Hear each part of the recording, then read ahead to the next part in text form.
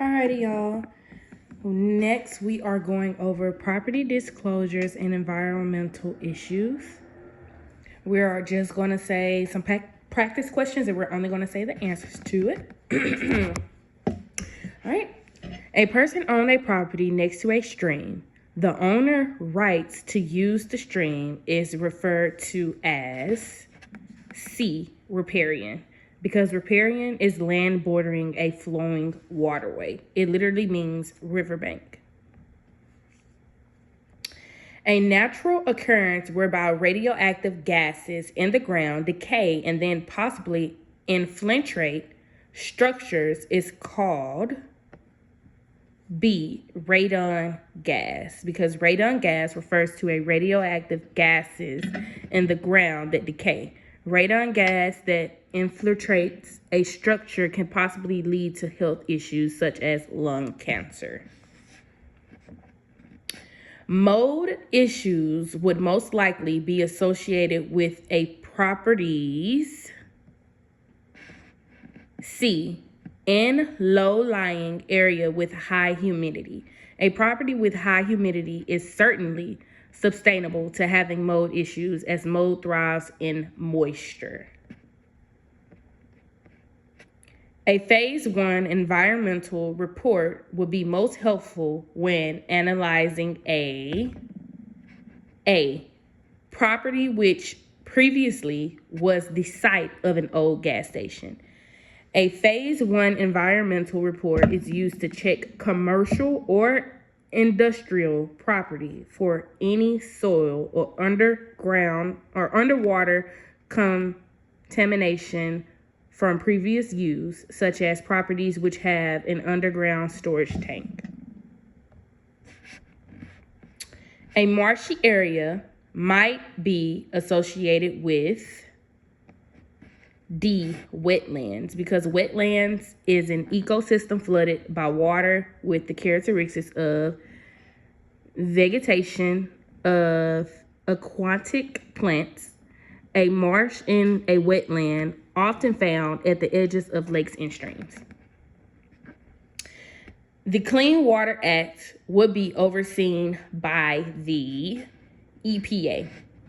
The Clean Water Act is overseen by the EPA, which is the Environmental Protection Agency. A material used in construction prior to 1978 that could be hazardous to a person's health if crumbling or fragmentation occurred would be D, lead-based paint. A brownfield in real estate terms would be where a commercial or industrial property A was suspected of containing toxic waste. It says a brownfield is typically an abandoned commercial or industrial property suspected of containing toxic waste.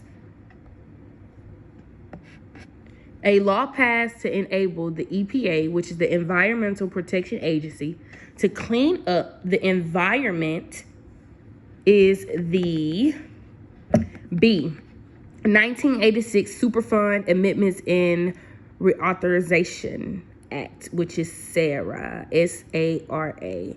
It says the 1986 Superfund Amendments and Reauthorization Act, which is SARA, was passed by Congress to help solve problems of hazardous waste sites. FEMA, which is Federal Emergency Management Agency, would oversee areas that C are in a flood-prone area.